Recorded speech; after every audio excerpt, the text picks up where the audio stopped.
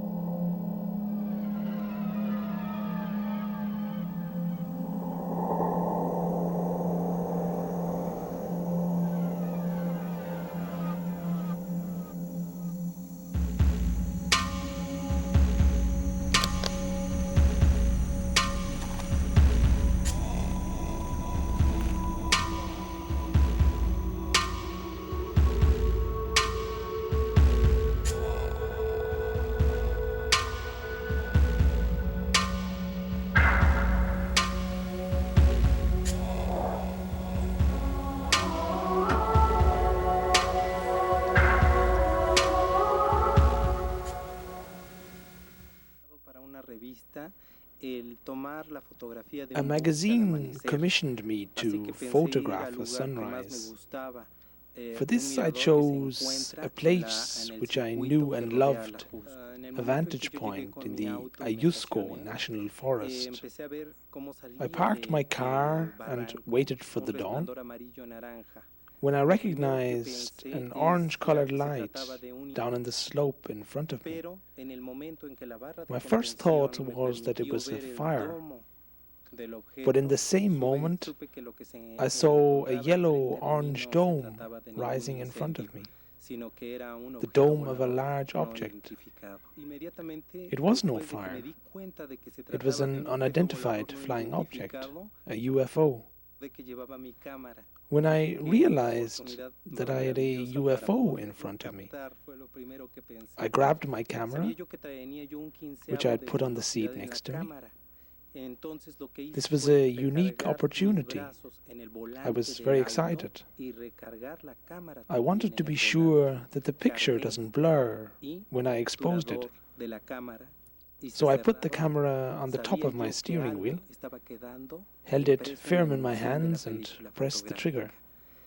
That's how I banned the object on film. Just when I transported the film, the engine of my car died off. First it was shaking, then the lights went off. In this moment I shot the second photo with a longer exposure time, when the object was moving upwards. Now I got even more excited, jumped out of the car, leaned on its door to have a support, and shot further photos before the object was shooting off with a high speed.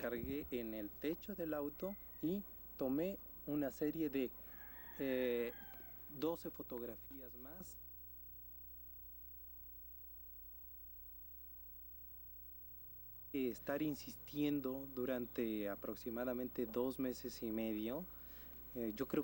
This experience never let me off. Again and again I drove back to Ajusco 30 or 40 times. One day, about 2.5 months later, the weather was bad. And when I came to the Ajusco area, I entered a fog bank. It was raining heavier and heavier. I turned the windshield wipers on. My headlights cut through the denser and denser fog. And when I came to a crossroads, I entered by mistake the wrong road. It took a while before I realized that I was on the wrong road. And when I was still searching for my vantage point, where I had my first encounter, I recognized an orange glow in the distance, the same glow I saw 2.5 months before. I parked my car when the rain got even stronger, left it and climbed up the volcanic rock from which the orange glow shone through the fog. I got closer and closer before I reached the back of the hill and saw the object hovering on the other side.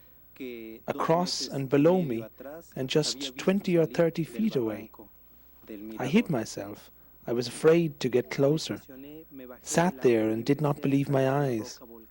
I could see everything, each detail of the ship, which was hovering there in the midst of the wood.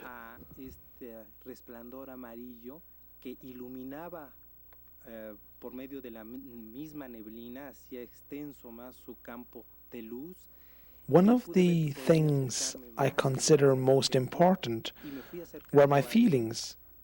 I had a mixture of emotions. I was very happy and afraid at the same time, because I did not know what would happen. What happened was that I got to see the object very closely, and I was surprised, and I wondered because the object was very beautiful. I could see the whole dome. On the surface, it had several cavities. They ranged from very small ones to ones with a diameter of 5 feet, and there were many of them. I was very happy to see all this. I could also see the red spots the ship had, and I could also see that the red areas were brighter than the yellow ones. I did not have my camera with me, so I tried to impress every tiny detail into my mind. It was all very surprising. So I went over the details of the ship for 2 or 3 times, still with a mixture of feelings from fear to happiness. When all of a sudden I felt someone touching my shoulder, and when I felt the touch, I fainted. I knew I got caught. They knew I was observing them, so I was fainting. Que alguien me tomaba del hombro, y en el momento en que me sentí tocado por alguien, me desmayé, ¿sí? El haberme sentido descubierto, ¿sí? When I recovered, I first saw, and then I could hear, and at last I could smell, and what I smelled was the odor of the woods. And then I remembered what had happened. Once I remembered what had happened, I was shocked, because my clothes were completely dry. This meant that something else must have happened in between. Completely bewildered, I looked around. I looked down again to see the UFO, but it was not there anymore. It was completely dark already. I climbed down the hill on which I was, and I got to the road and finally to my car. It was difficult for me to find it, since there was no path down from the slope. Eventually, I got into my car and turned on the lights, when I realized that there was another car parked in front of me, about 30 feet away, a red Volkswagen Caribe. From there, a young man came out, walked towards me, and when I put my window down, the guy said, "Hello, how are you?" I replied, "Hello, I'm fine, thank you." And the man said, "If you want to know what you lived through this evening, I will wait for you tomorrow, where the circuit in Ajusco divides in 2. Be there at noon." Si quieres saber qué fue lo que viviste el día de hoy, te espero en donde se divide el circuito del Ajusco en 2. Ahí te espero mañana a mediodía y te explicaré qué fue lo que viviste la tarde de hoy. Se me hizo eterna porque yo quería que ella fuera. The night was eternal because I wanted it to be noon already. I had so many questions, and I wanted to know. When it was close to midday, I took my car and I drove over to the place which he told me. And it was a surprise to see him there, surrounded by about 20 little children. He was talking to them, and I was wondering what he was talking about. In one hand, he had a cricket, and in the other hand, He had some grass, some vegetation from this place, and he was talking to the kids about the interaction of all living things on Earth, and how wonderful this interaction is to keep all life going on. Esta interacción se seguirá llevando durante el tiempo que haya vida sobre este planeta. After he noticed that I was there, he gave the kids 3 balls to play with, and he started to talk to me. And he said, "Look, Carlos, you will remember everything which happened yesterday, but it will take some time, because if you would remember everything all of a sudden, it would be a shock for you. But when you remember, you know where to find me." Porque si lo recordaras todo de momento, sería verdaderamente un shock para ti. Me dijo, y en el momento en que tú hayas recordado todo, sabrás a dónde irme a buscar.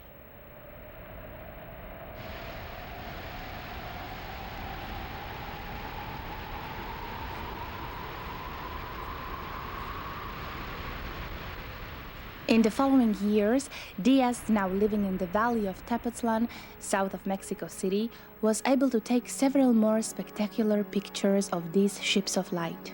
But time wasn't right yet to tell the public, and so he kept them for himself, without telling anybody.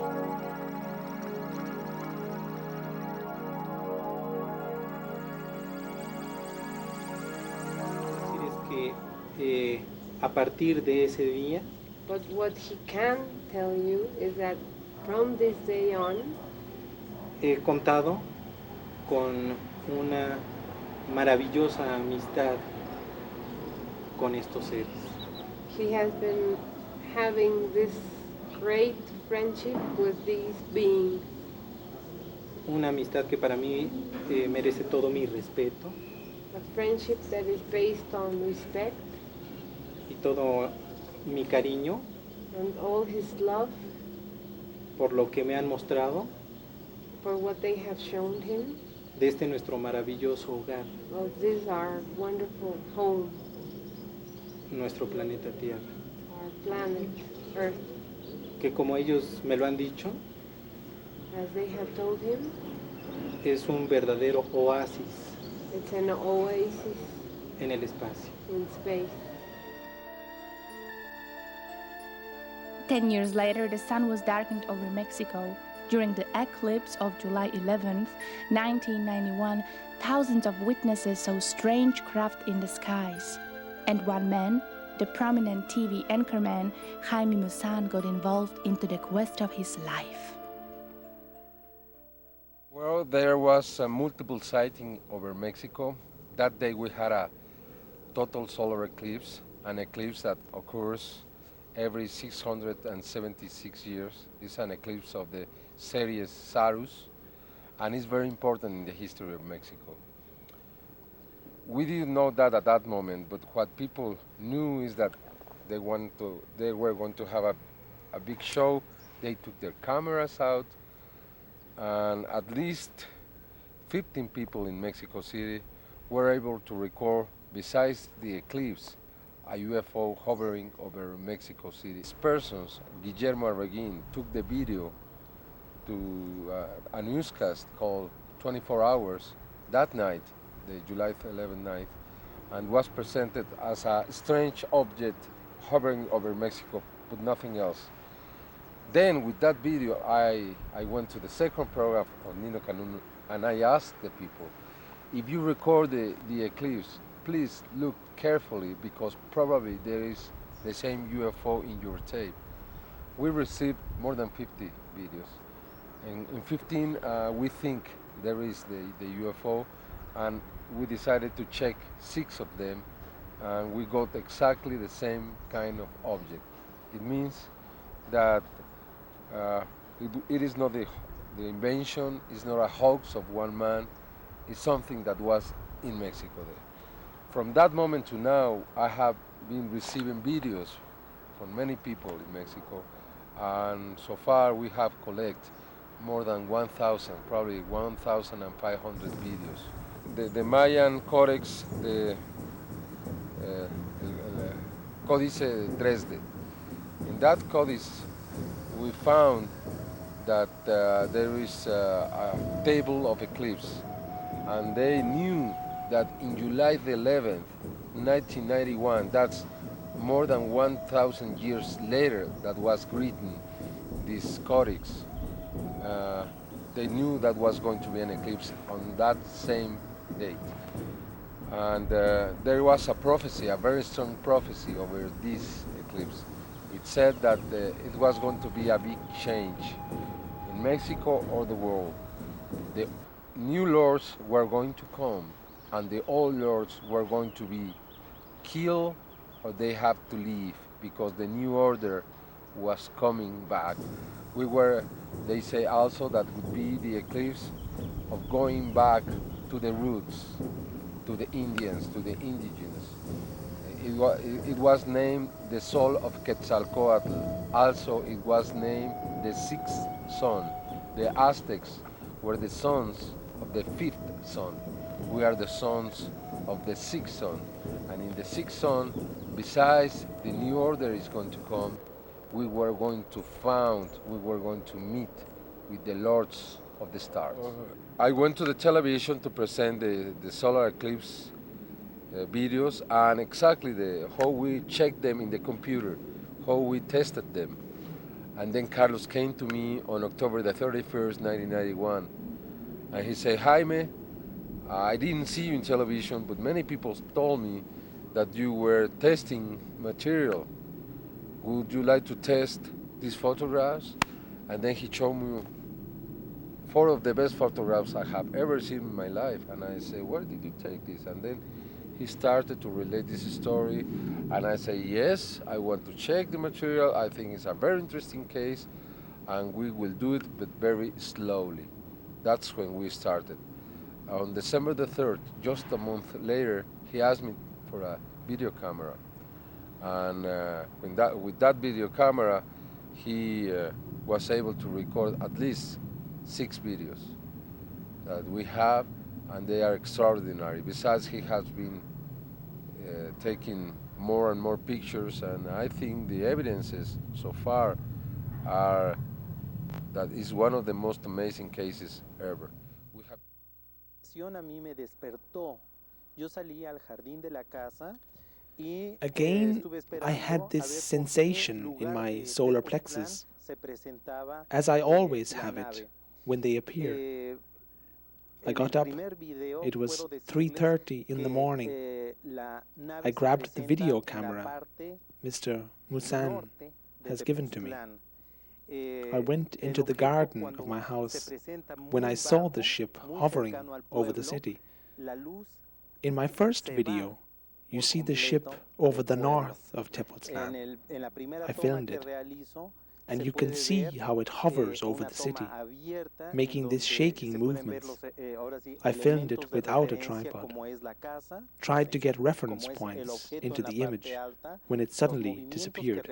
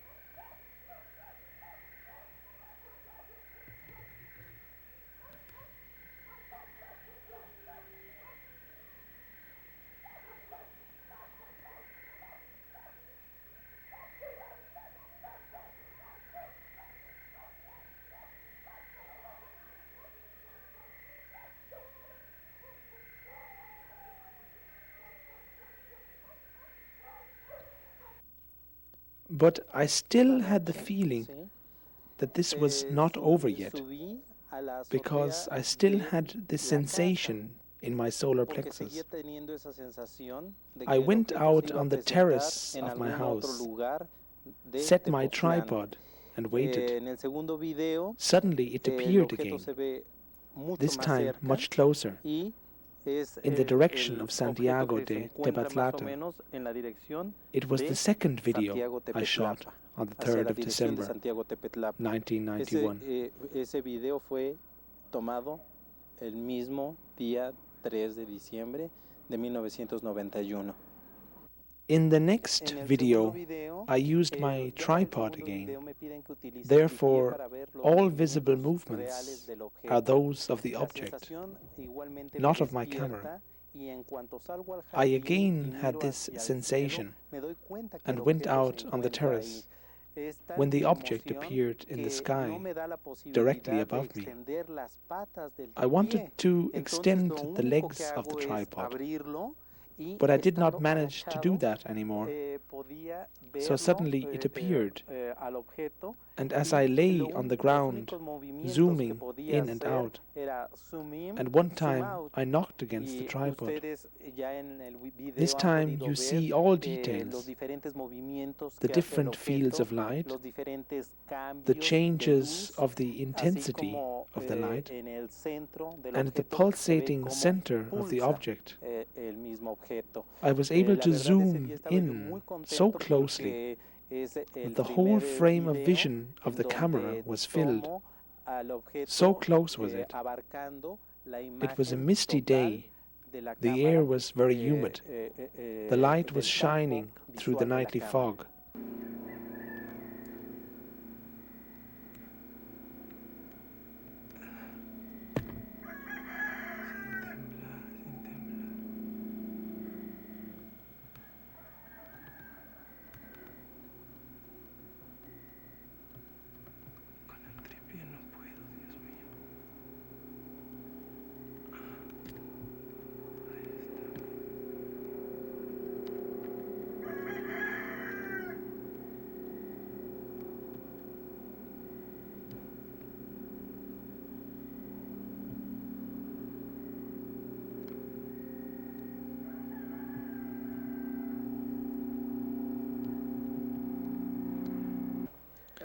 Then Jaime Muzan asked me to fix the camera on the tripod and appear in the picture myself, so you could see that I don't have a model on a fishing rod or do any other manipulation. Also, he wanted me to let the camera run all the time until the morning, after dawn, when you can see all landscape details and reference points, so you can see it is indeed a large object. I put the camera into the open kitchen window of our house, because from there you have the best view over the football field, above which they appeared most of the times, and where I had my encounters and contacts with them. After I turned on the camera and made sure that it functions, I went out and took my flashlight with me, so you could recognize me in the darkness. When I still tried to make myself visible with the torch, it suddenly appeared over the football field. You can hear on the video how someone yells, "Guamero, Guamero, come quickly." And you can see how cars are passing on the slope of the hill on the highway from Mexico City to Caultra. After a few minutes, the object disappears again.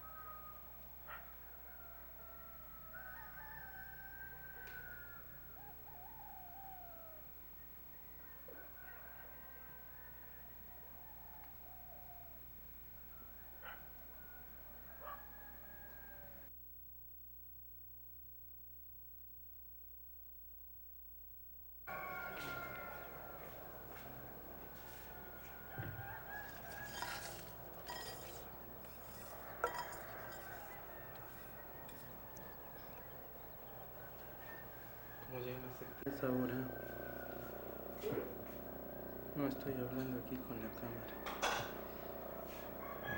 Voy a quitarlo. Pero traigo el tripié, ayúdame, May. Con el tripié no puedo.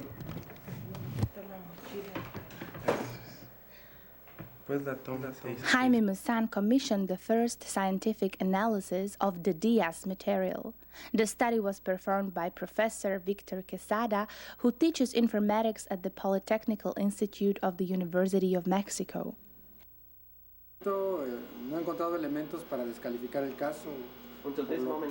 Until this moment, I did not find any elements which could discredit the case. In my opinion, it is real, it is authentic. I have divided my investigation into two parts: laboratory research and a field investigation. The laboratory part consisted of video analysis and photo analysis. The video was analyzed as dynamic video and static video, which means frame by frame. The tests included a study of the definition and the resolution, an analysis of the intensity of fields and colors, and changes in the spectrum of light from ultraviolet to infrared. Se hizo perfilado de las figuras que se encontraban, conversiones a negativo, emulaciones a ultravioleta y a infrarrojo. Some of the tests has been change of definition and resolution, change of the intensity of fields, like from infrared to ultraviolet, and also change of the definition and change of spectrums of the have been able to prove with that testing that his ship is made of plasma. Is the same kind of plasma that we have in the cells. That tells us that probably it's a living ship. You know, it's something different, something we cannot understand. We have found two principal types of objects: the smaller ones, with a diameter of 36 to 45 feet, and the big ones, with a diameter of about 120 feet. Quesada was so impressed by the material that in 1993 he decided to start a field investigation. Together with 10 professors of his university and 20 students, he set up several observation posts on the mountains around the valley of Tepoztlan. And indeed, the team saw and filmed strange luminous objects by themselves.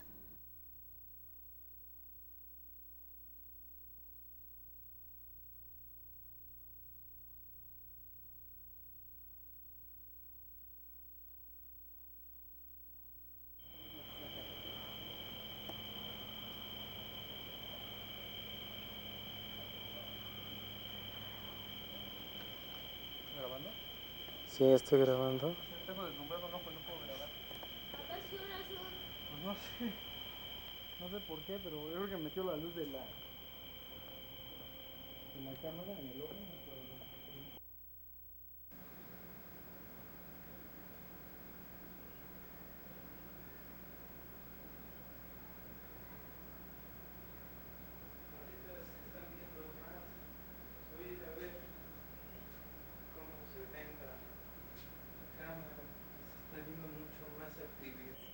La luz. ¿Cuánto tiempo lleva, Víctor? Lleva como 2 horas. Y ya subió. 2 horas y media. Pero esta luz lleva ahí ya más de 2 horas. Y voy a abrir el zoom. Todos pensamos, nos concentramos en la luz. Margarita ya se subió. Mis alumnos tuvieron una experiencia muy fuerte. My students have had a very strong experience. One night, an object nearly landed, and many of them got really afraid, ran away, and had several accidents. It caused a panic in one of the camps. We had to seize the project. I think more evidence than this is impossible to obtain. más pruebas, pues no se puede So perder. more proof than this is impossible to ask for.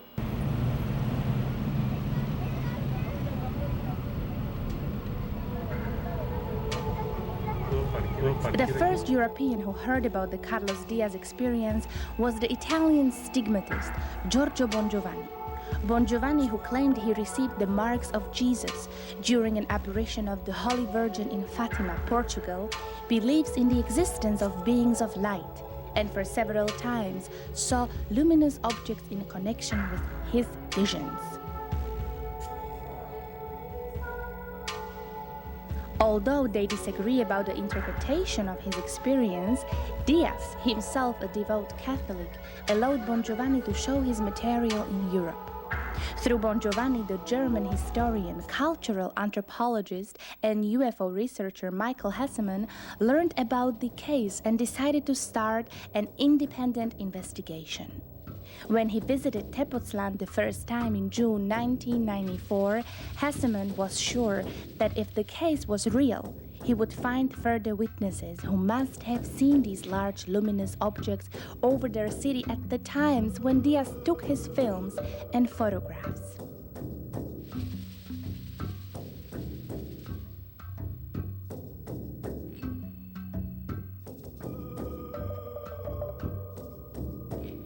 What he found was more than a picturesque Mexican country town.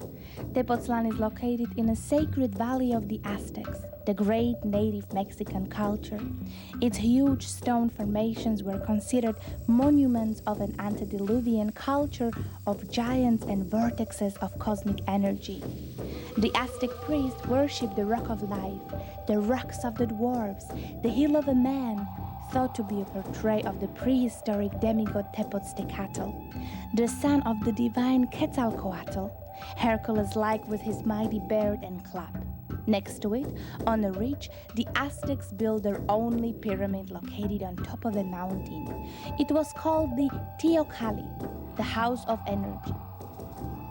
Here, history says the emperor Motekutsoma came to meditate and find peace after his military campaigns. Next to the temple stands a disc-shaped rock, like a huge petrified spaceship. Many believe it was a symbol of those worshipped and met here by the priests and shamans of ancient times. We find to its right the Cerro de la Luz, the Rock of the Lights. From here, since men can remember, as the locals claim, strange lights emerged and crossed the sacred valley, sometimes flying on the directions of the mighty volcano Popocatépetl, which rises to the east. Their paths were marked by ancient temples, later replaced with churches by the Spaniards, and they often appear on one of the numerous feast days celebrated in Tepoztlan all over the year as a fixed point of a sacred calendar.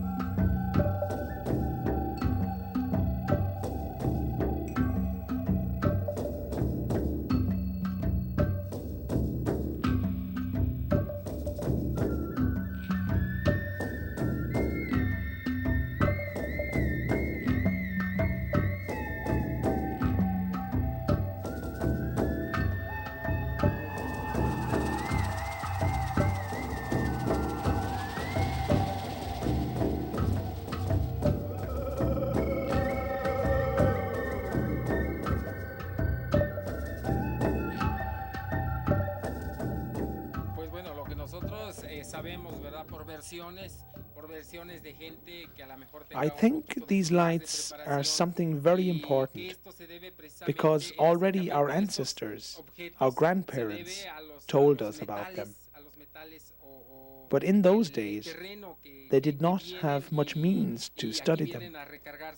It was considered normal to have them here, and I think they are here. as many people believe, people who know, because this is an energetic point on this earth, because of its geological composition. So they come to charge their batteries. Y realmente pues nosotros lo hemos visto, así como nos lo platicaron nuestros abuelos, también nosotros lo hemos observado.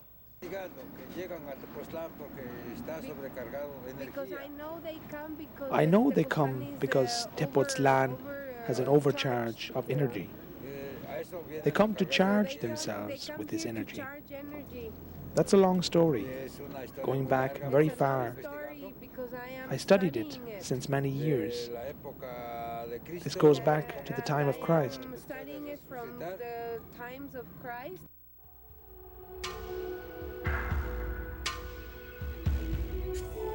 In the ex-convent of Tepoztlan, next to the main church of the town, Santa Maria Natividad, erected in 1530, we find murals and reliefs showing strange objects in disguise. On the frescoes on the ceiling of its cloister, these objects are painted in orange and red. Is it a strange coincidence that they resemble the craft photographed and filmed by Carlos Diaz?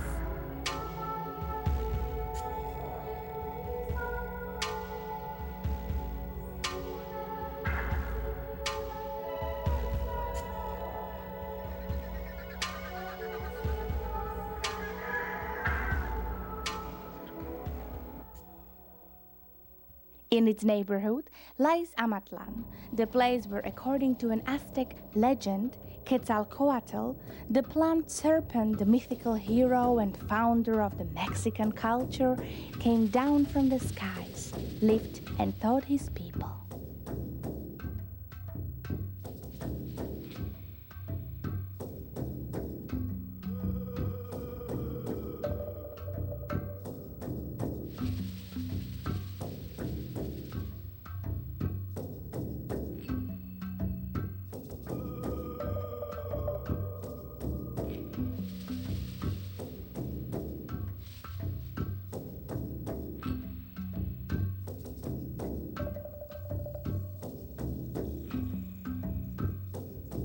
All this makes Tepoztlan a magic place, an opening to the cosmos and maybe an entrance into another dimension.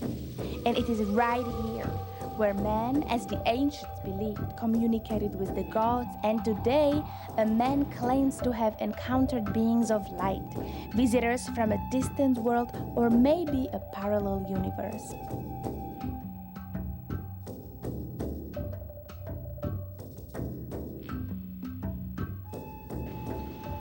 In what form do the contacts happen? ¿En qué forma suceden los contactos? A mí hay una sensación muy especial que se me presenta a esta altura del plexo solar. There is a sensation concentrated in the plexus, in the solar plex of his body. Es una sensación como cuando uno está fuertemente enamorado. It is a sensation very much alike when you are tremendously in love. Y esta sensación me despierta. And this sensation sometimes wakes him up at night. Y sé que voy a tener un encuentro con And ellos. he knows he's going to have an encounter with them. Sí. Lo que me agrada de esta experiencia que he tenido What he likes about this experience he has had, es que la comunicación que ha habido con ellos is that the communication they have been having es como la comunicación que estamos teniendo tú y yo en este momento. is just as we are now. So it is a purely physical contact. Es una Absolutely physical. puramente física. You Bueno, can touch them. los puedes tocar Los puedo tocar y en ocasiones ellos presentan un cuerpo de luz. sometimes as they are human-like, sometimes they have a body made of light. I have seen the UFO that Carlos has photographed and videotaped only once, and this was some years ago 5 years ago maybe, and he called me when he got home, and I went out and he showed me. So I saw the very same shape, and the color wasn't yellow and red, but it was completely orange. But it was the same one, and it was traveling at the south part of Tepoztlán.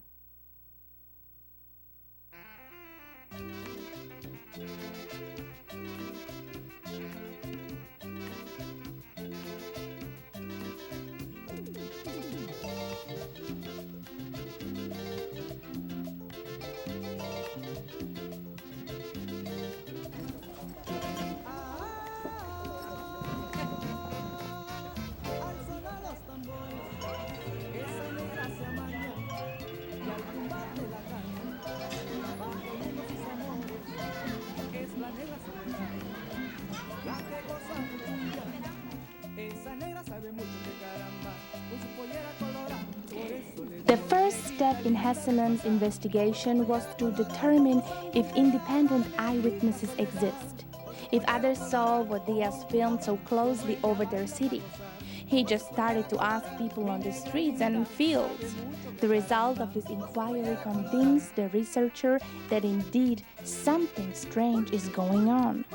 More than half of the Tepoztecos, the citizens of Tepoztlán, claim to have seen the very same orange-reddish shapes of light.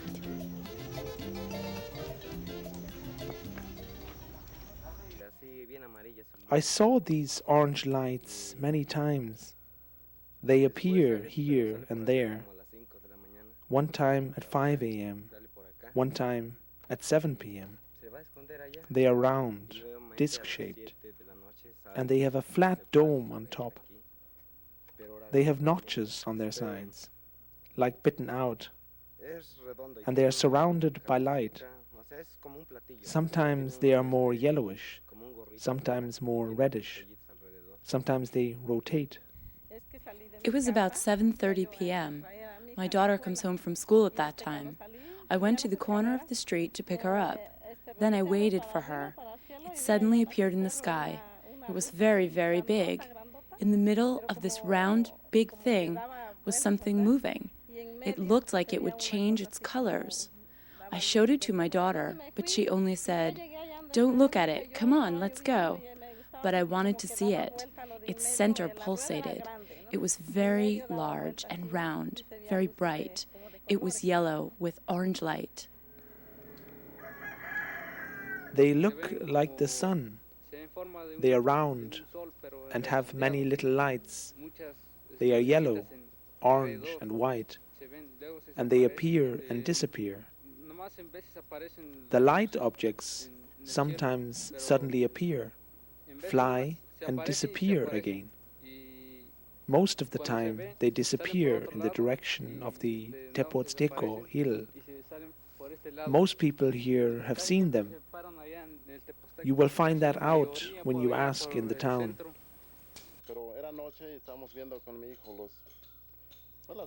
One night we saw this light in the mountains. We observed it through our binoculars.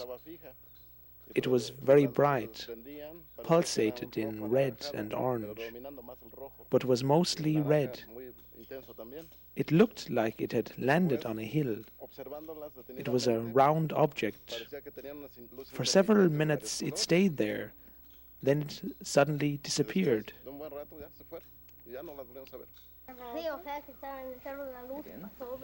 We saw for several times these lights over the Cerro de la Luz. They were red and yellow and orange. They were round.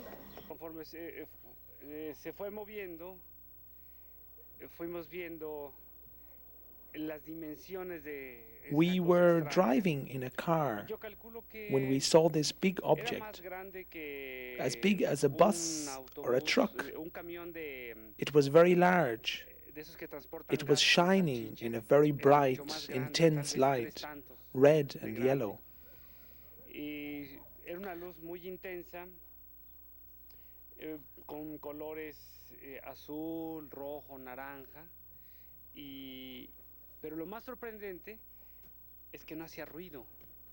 Una ocasión sí vi, venía yo de por acá del rumbo de Santo Domingo, hacia aquel lado pegado ya. It was around 7:30 p.m. when I saw a strange luminous object standing on the Cerro de Hombre. It was an orange-colored object, round, very, very, very bright, and very, very, very big. It was brighter and bigger than an aircraft light. It came down slowly and eventually lighted up the whole area where it was landing. It was staying there for 15 minutes. I was together with another sister of our order. It came, stood there, and suddenly vanished. It was orange-colored, very bright, round, and big. Y después mi compañera con la que iba también la vio, pero a mí la verdad me dio miedo. O sea que nada más era así redondo, pero cosa grande. Era algo grande. It was hovering here above the trees, not too high.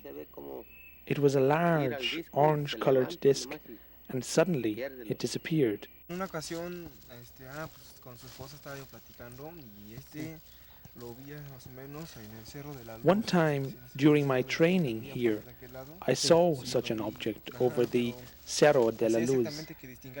It had exactly the shape and the colors as on the photo. It was round and consisted of yellow and red light.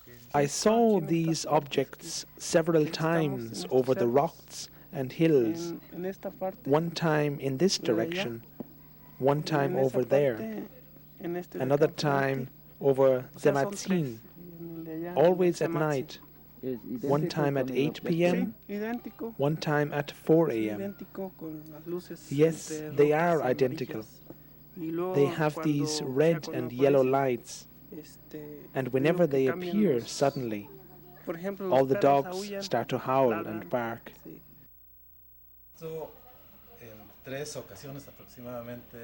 I saw this red-orange light 2 times in this direction, the third time over the Zematzin, in direction of the village Santiago, a little bit to the left. This was 2 months ago. The sighting lasted for about 3 minutes. It was gliding, wobbling, went up and down. Another time was at 9 p.m. My wife was there. My mother was there. We saw how this luminous object moved down slowly and jerky before it suddenly disappeared. All of a sudden, in a break of a second, it just disappeared. My wife was with me, my mother was with me. Entre los tres estuvimos observando esa luz, pero se movía muy despacio saw this light moving very slowly. Sí, después down, desapareció. And de repente it disappeared. Se fue en una fracción de segundo. In a fraction of a second, it just se apagó y ya went left. Meditación con un grupo de personas que viene aquí a hacer un programa de desintoxicación. We were a group of people in a meditation class at a detoxification seminar when we suddenly saw this light in the mountains. It was very impressive because it was very large. It changed its colors, stood there for a while before it suddenly disappeared. We were all very impressed by what we saw. It looked like it were looking for a place to land. It had bright colors, and when it rose, they became more intense, and it grew and changed its colors. It was yellow and orange mixed, more or less like on the photos of Carlos. All of a sudden, it disappeared. Son fotos, yo creo que son tomas pues creíbles, ¿no? Creíbles porque las toman, yo creo que en el momento. Although I am a doubting Thomas, this is credible. Many people have seen these objects at different opportunities in different parts of Tepoztlán. They appear within a second. hover in the sky and disappear again. They look like on the photos and films, and this proves they are real. I had several sightings by my own over the hills. For example, over the Zematzin, the Hill of Life. The colors of this luminous object were very impressive. It was red and yellow. Also some violet was in it. It was very impressive. It was quite a big apparatus, an enormous object of light. Se ve la gran dimensión, yo creo que el aparato que traen, porque sí se ve enorme las luces, ¿no?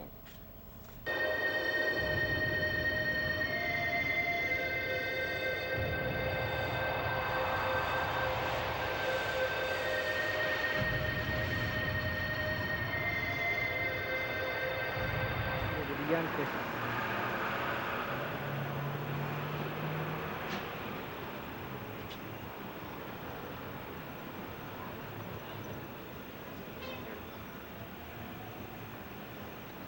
En el mero cerro del Tepasteco.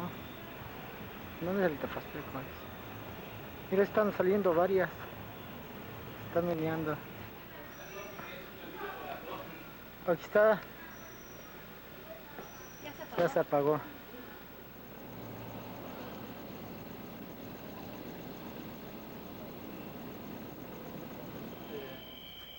Un carro, ¿no? No.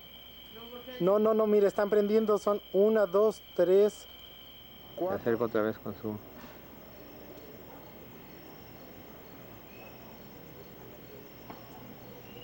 Ahí está, bueno, fuertísima. Es una bola y ahí está la luz, Es del mismo lugar la luz. Yo veo una bola impresionante con esto, ¿eh? No, es una lucecita. No, pero aquí se ve una bola. Estoy grabando. Ahí está arriba. Otras dos, pero grueso. Ahí hay varias. Sí. Me voy a salir un poco de zoom porque son demasiadas luces. Y ahora sí hay demasiadas luces. The largest airport of Central America is Mexico City's Benito Juarez International Airport. Its air traffic controllers receive radar data from a whole network of stations covering all of the highlands of Mexico, including the Sacred Valley. Hesseman decided to inquire there. And indeed, the air traffic controllers confirmed that their radar regularly detects unidentified targets over the area of Tepoztlán and its neighboring city, Cuernavaca.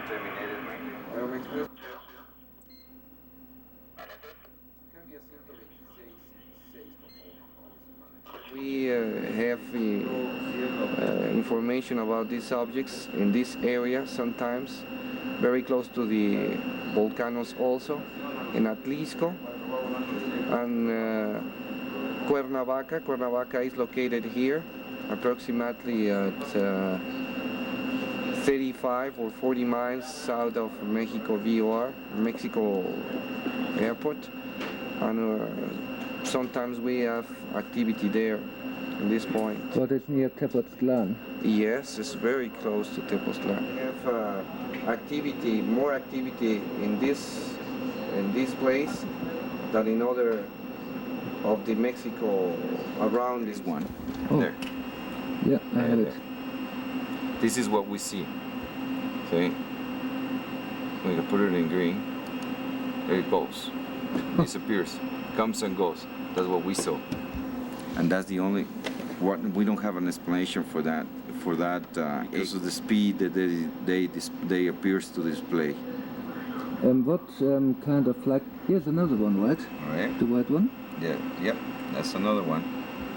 What kind of flight characteristics they seem to have? See, like this, with these 2 minus vectors, this aircraft or whatever it is gonna in 2 minutes he could fly like right to here. So we're talking about. Oh shoot!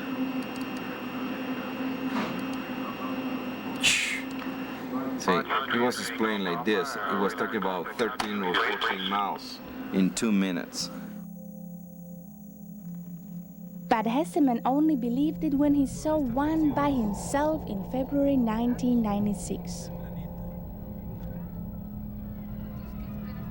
I was driving from Tepoztlan back to Mexico City in a taxi when at the Ajusco area I saw an orange light hovering over the city. I immediately told my driver to stop. I went out, I got my camera, and I managed to film it for several seconds before it suddenly disappeared. I was very shocked and very amazed by it. My driver saw it too. And I wondered if it might have been an ovni, a UFO. It didn't look like anything conventional to me.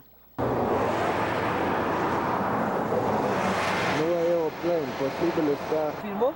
Sí. Oh, qué bueno. Sí. Thursday night at 8 o'clock. Last Thursday night? Yeah. Yeah, there were some around Ajusco, I would say. Yeah, definitely there were. And even we had a report of an airplane that he asked us he was flying this way. He was coming from Mexico. He took off from Mexico. He was going to Guadalajara, so he went like this, going like this, and in this area, around this area, he saw a very bright light that he was asking if that was another aircraft coming toward him. We didn't have any other report that an airplane was coming. So we couldn't explain what it was. We started seeing some echoes, but we didn't see one exactly in front of him. He and another airplane who was coming also behind him, going also to Toluca, saw the same light, and that's the area they saw it, around Ajusco area.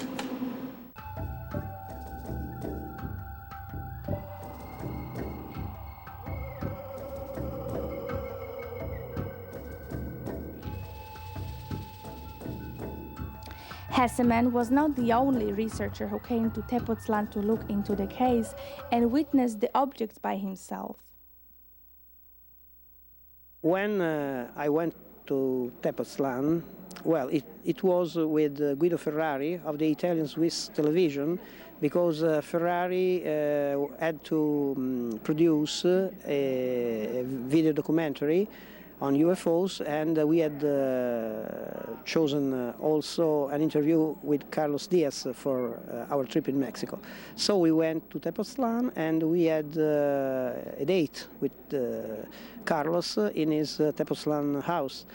And we arrived on the spot at night, and so we left the car and began walking towards the house of Carlos.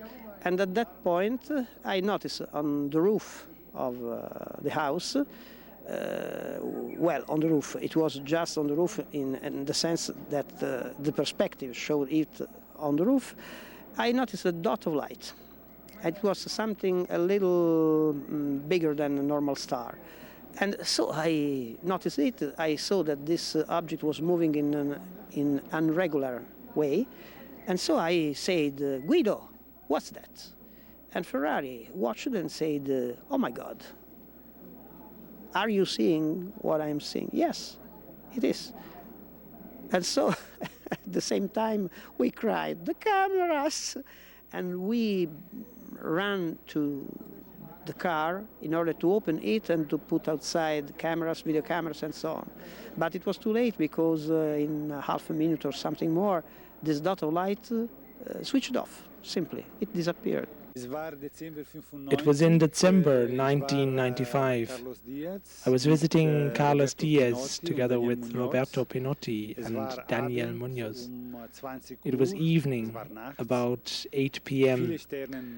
There were many stars in the sky, and suddenly a bigger star started to move, which of course was strange, so we observed it for several seconds with an open mouth. The star was coming down like a falling leaf, going left and right, and left and right, like a pendulum, but not symmetrical, and then it suddenly disappeared. I had opportunity to saw the plasma ship in Tepoztlan in 2 different occasions. This was 1.5 years ago, but 1 month ago we have another sighting over Tepoztlan. We was working with a TV crew from the United States when we saw a very bright light over the hill of light, maybe 20 seconds. Was a very bright, very yellow, reddish yellow in color, just appear over the hill of light, hovering the top of the hill with a very slow movement, and later just disappear. Was very few time, just 20 seconds, but was very, very clear. It's exactly the same ship that we saw in the Carlos photographs and videos. The movement of the UFO over the hill of light was very slowly, like a pendular movement, maybe 20 seconds, and just disappear. Don't stop the movement, just disappear. Also, Shirley MacLaine, the world-famous Hollywood actress, heard of the case and decided to go to Tepoztlan to meet Carlos Diaz in person.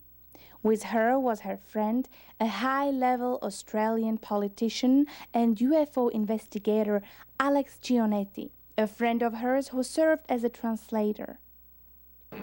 In direction to Tepoztlan, we was heading in the freeway. The freeway connects Cocoyoc with Tepoztlan, and suddenly we saw high in the sky this kind of oval orange object, who was very steady, but very radiant, very shiny, orange, very orange, and it's a light I never saw in my life. The 4 in the van was very astonished, and suddenly the object started to shrink, started to contract, and when it was contracting, was turning to white and create a kind of a white ball of light, and suddenly disappear as the old TV, as the old cathodic tubes television sets, and we was very kind of shocked. Hesseman's next step was a psychological evaluation of the main witness and his family dynamics. For this, in February 1997, he invited one of the most respected psychiatrists of the world to Tepoztlan, Professor John E. Mack of the Harvard University, who received the Pulitzer Prize for his biography of Thomas Edward Lawrence and stunned the academic world with his open-minded approach to the alien abduction phenomenon.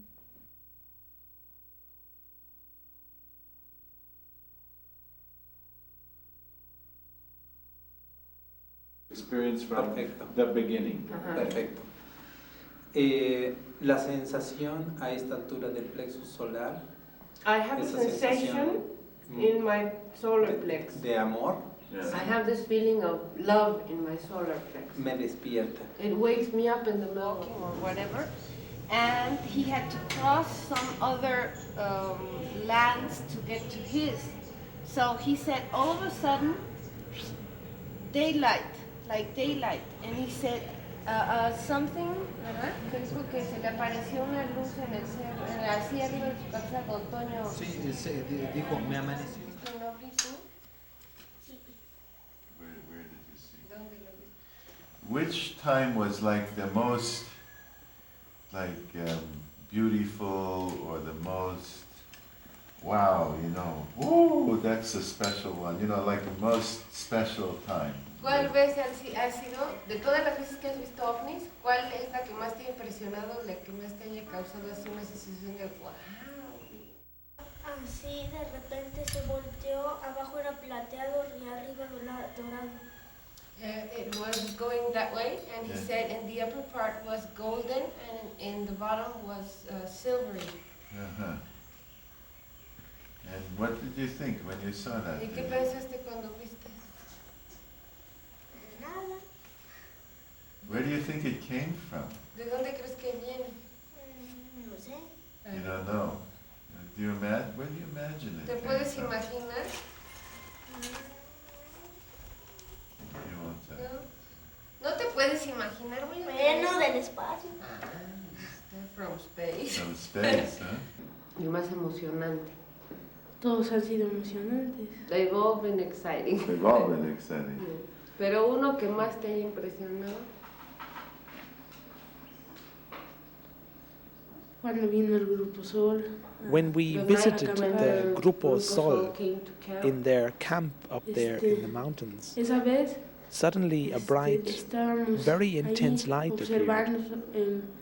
One of the researchers saw it, a bright orange-colored light. It was moving up and down very fast, like the light of an EKG.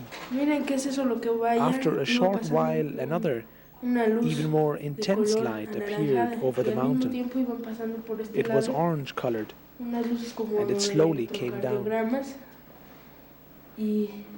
También casi al mismo tiempo apareció una luz del cerro, de una pared del cerro, una luz muy intensa que se fue encendiendo. Después esa luz subió así y ahí se estuvo así mientras que pasaban el otro disco anaranjado por esta parte y los otros por allá. Se hizo más chiquita, pero después encendió y se fue bajando lentamente hasta que llegó al mismo lugar de donde salió y ahí se quedó, pero muy pequeño. Y ahí siguió un rato y después ya se apagó. Very important as witnesses for the quality and truthfulness and sincerity and genuineness of their father as a human being. And that is very powerful testimony. In other words, you're with those boys, and you cannot believe, and you see their relationship to their father, and you cannot believe that they are children of a man who is a dissimulator. When Dr. Meg showed him a photo taken by Diaz, his neighbor remembered seeing the same object several years ago at El Xingu, the very same place where Carlos took the photo. I saw this luminous object. It was enormous. It was about 11 at night. I was with a friend. It was about 12 years ago. It was overwhelming. 10 times bigger than the moon. It came towards us, then it turned, and it left towards the next village. It was enormous. The same shape, the same colors, very big, enormous.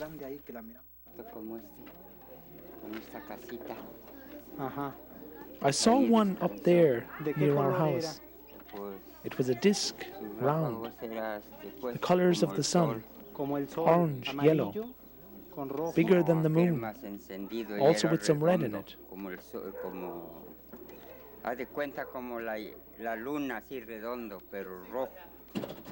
Muchas veces. También he visto esos platillos voladores. He said he's seen flying saucers. ¿Cómo se parecen? Los platillos voladores que descansan en el cerro. They rest up on the mountains. En lo feo. ¿En qué? En lo más feo. En lo más feo. In the worst parts of the mountain. Sí, como este sí. ¿Sí? Sí, He says yes, he's seen, that's what he's seen. Sí, la luz que se ve es como este color. Yeah. The light that you can see it's this color. Aquel cerro allá en la punta se para uno, una luz. Up there in the mountain, clara, blanca. A white light stops up there on the mountain. And then over there in that other se para una de color. That has three colors.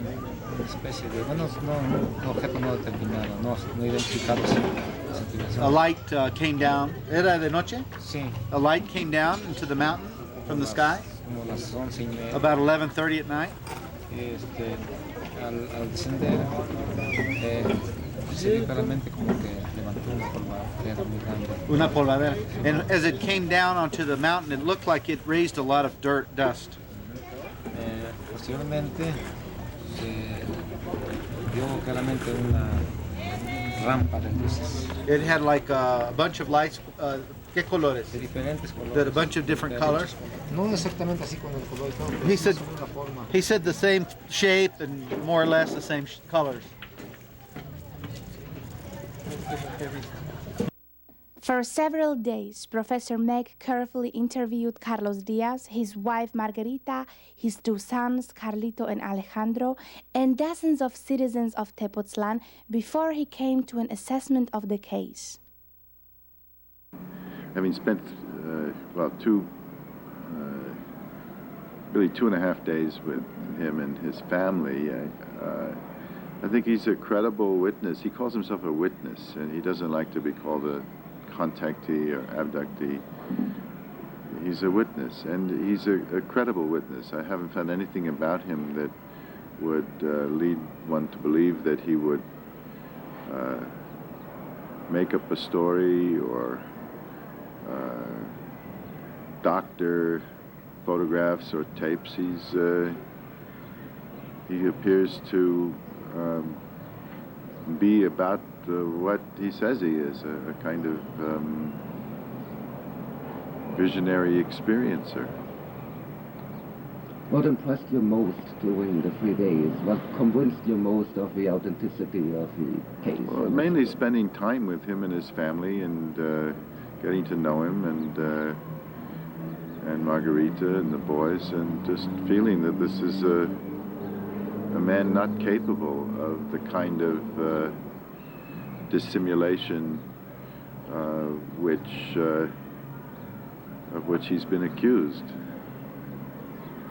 By dissimulation, I mean faking photographs, faking videos. I'm not technically competent to assess those aspects of the work, but he doesn't seem to me someone that would be inclined to do that or motivated to do that. He's not someone who's very good at looking after his own financial interests, for instance. He's still quite poor. They're finishing up a room in their home. He has, with all the unusual material he has, he's profited little from it. If anything, he's been overly generous with his own creative material, in the belief, rather naive belief, that if he just shares his truth, that it will be taken in a wholesome way. It seems like a caring, sincere family man, and not somebody given to lying, distorting, fraudulent behavior, this kind of thing. It seems almost unthinkable, having gotten to know him as well as we have in these days, that he would be capable of that.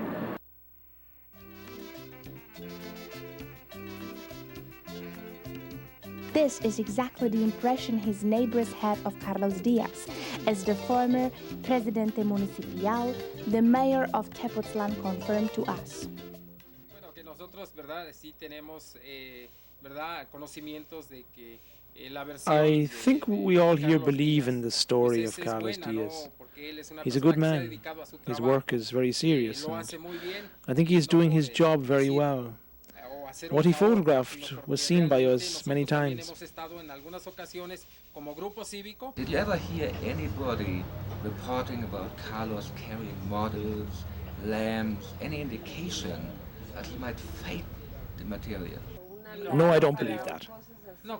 There's no way this could be possible, since nobody ever reported anything, and we ourselves have seen the very same object in different times and occasions, so we know that this kind of machine really exists. Did you ever see me? I was looking at Carlos with his camera to... I saw Carlos and his camera when he videotaped one light in the sky.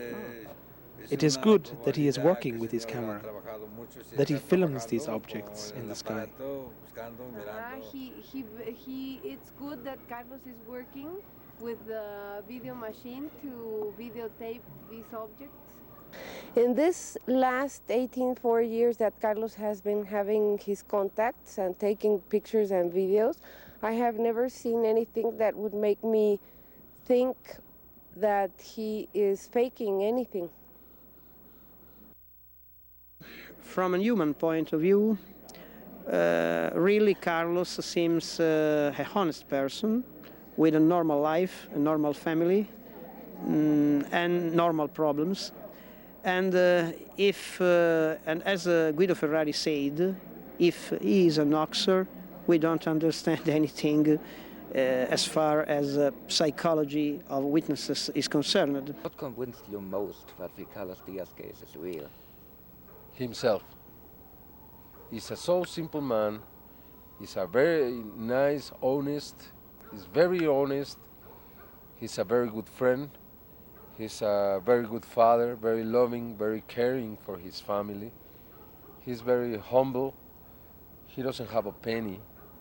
To create a hoax on this kind of case, he would need, besides the complicity of many people, he would need a lot of money. He doesn't have money for tomorrow, you know, and besides, he's not interested in money. What he's interested in is giving his message out, telling people that the Earth or planet is dying.